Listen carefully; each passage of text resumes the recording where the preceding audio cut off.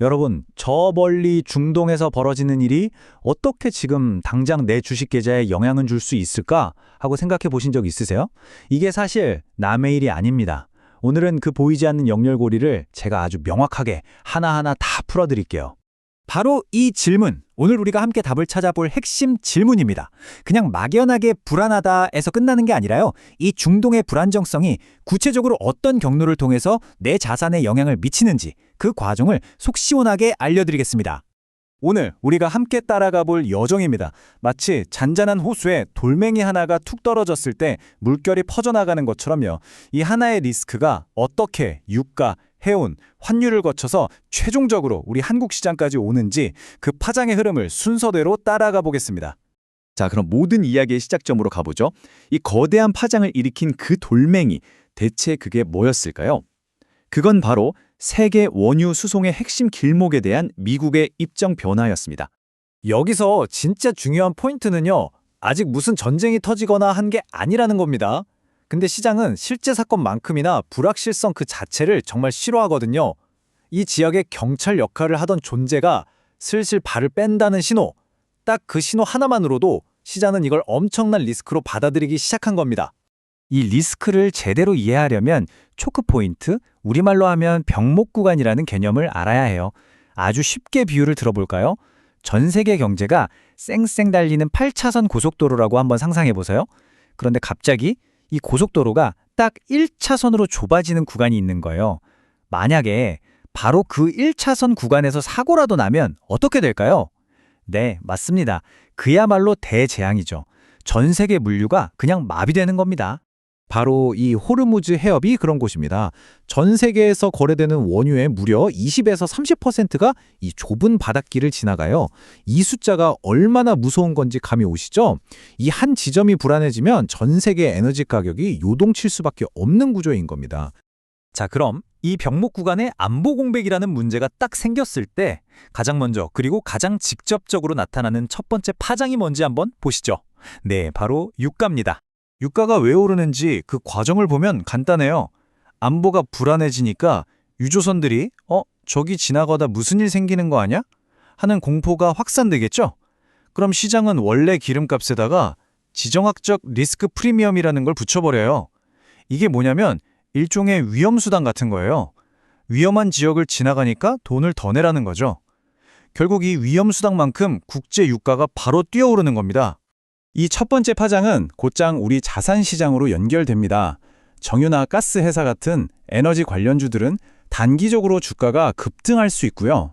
더 큰 문제는 이 오른 기름값이 전 세계 물가를 다시 한번 자극해서 인플레이션 압력을 엄청나게 높인다는 거죠. 기름값이라는 첫 번째 물결은 곧바로 두 번째 물결을 만들어냅니다. 전 세계 물류의 핏줄이라고 할 수 있는 바로 해운 비용에 직접적인 영향을 주게 되죠. 해운사들 입장에서는 정말 머리 아픈 선택을 해야 하는 상황이 와요. 어마어마한 전쟁 보험료를 내고서라도 위험한 원래 길로 갈 것이냐, 아니면 시간도 돈도 훨씬 더 들지만 안전하게 아프리카 대륙을 빙 둘러서 갈 것이냐. 근데 보세요. 어느 쪽을 선택하든 운송 비용이 올라가는 건 피할 수가 없게 되는 겁니다. 그리고 이 비용 상승은 SCFI 같은 글로벌 해상 운임 지수가 급등하는 걸로 바로 나타납니다. 당연히 해운이나 물류 관련 주식들은 시장의 뜨거운 감자가 되면서 주가 변동성도 엄청나게 커지겠죠. 자, 이제 파장은 에너지, 물류 시장을 넘어서 투자 심리, 그리고 외환 시장 전체로 번져나갑니다. 불확실성이 커질 때 나타나는 아주 전형적인 현상이죠. 이건 비유하자면 꽉 찬 영화관에서 갑자기 화재 경보가 울리는 거랑 똑같아요. 그럼 사람들이 어떻게 할까요? 다들 가장 안전하다고 생각하는 비상구로 미친 듯이 달려가겠죠. 금융시장에서 그 비상구 역할을 하는 게 바로 미국 달러와 금입니다. 이 그래프를 보시면 한눈에 이해가 되실 겁니다. 시장이 불안해지면 너도 나도 달러와 금을 사려고 하니 가치가 오르고요. 반대로 한국처럼 원유를 거의 100% 수입해야 하는 나라의 돈, 즉 원화의 가치는 떨어지게 됩니다.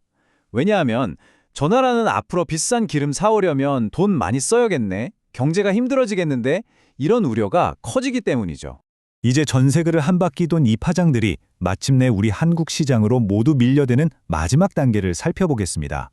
이게 바로 우리에게 가장 직접적이고 뼈아픈 위협이 될 수 있습니다. 자, 앞에서 본 세 가지 파장이 한국 경제에는 고유가, 고환율, 그리고 이 둘이 합쳐져서 만들어내는 고물가라는 세 가지 어려움, 즉 삼고 현상으로 한꺼번에 닥쳐옵니다. 이 세 가지 압력이 동시에 우리 경제의 숨통을 조여오는 거죠. 특히 우리나라는 원유 같은 원자재를 사와서 물건을 만든 다음에 다시 수출해서 먹고 사는 제조업 중심 국가잖아요. 그러니까 원자재 값도 오르고 고유가, 그걸 사오는데 드는 돈의 가치도 오르면 고환율, 기업들 수익이 조를 수가 없죠. 이런 상황이 되면 외국인 투자자들은 한국 시장 위험한데? 하면서 돈을 빼가기 시작하고 그게 바로 여러분이 투자하는 코스피, 코스닥 시장에 엄청난 하락 압력으로 작용하게 되는 겁니다. 자, 지금까지 문제가 어디서 시작됐고 어떻게 우리에게까지 영향을 미치는지 그 경로를 쭉 따라와 봤습니다. 그럼 이제부터가 진짜 중요하겠죠? 이 상황에서 우리는 어떻게 시장을 바라보고 또 최악의 경우를 대비해서 어떤 방어 전략을 세울 수 있을지 아주 실질적인 투자자 관점의 대응법을 짚어보겠습니다. 이 말이 지금 같은 상황에 정말 딱 들어맞는 것 같습니다. 매일매일 나오는 단편적인 뉴스에 이리이비하기보다는 오늘 우리가 함께 살펴본 이 큰 구조, 이 파장의 흐름을 이해하고 한 발 앞서서 내 포트폴리오를 점검하는 것, 그게 바로 이 혼란 속에서 내 소중한 자산을 지키는 열쇠가 될 겁니다. 그렇다면 우리가 앞으로 계속 지켜봐야 할 자동차 계기판 같은 지표는 뭘까요? 딱 세 가지만 기억하세요. 국제 유가, 해상 운임 지수, 그리고 미국 달러 인덱스입니다. 이 세 가지가 안정되는지를 보는 게 시장의 방향을 알려주는 신호등 역할을 할 겁니다. 자, 그럼 이 신호를 보면서 우리는 뭘 해야 할까요? 첫째, 방어 전략입니다. 원자재 수입 비중이 큰 제조업 비중은 좀 줄이고 상대적으로 영향을 덜 받는 내수나 서비스업 비중을 늘리는 걸 고려해 볼 수 있습니다. 둘째는 해징, 즉 위험 분산 전략인데요. 포트폴리오에 달러나 금 같은 안전자산 ETF로 일부 편입해서 원화 가치가 떨어질 때의 위험을 막아주는 방패로 삼는 거죠. 오늘 우리는 중동의 리스크가 어떤 길을 통해 우리 포트폴리오까지 오는지 그 전체 지도를 그려봤고요. 또 대응 전략이라는 나침반까지 손에 넣었습니다. 이제 여러분은 막연한 불안감 대신 어떤 지표를 보면서 어떤 행동을 해야 할지 그 길이 보이실 겁니다. 자, 그렇다면 지금 당장 여러분의 포트폴리오를 열었을 때 가장 먼저 점검해봐야 할 부분은 어디일까요?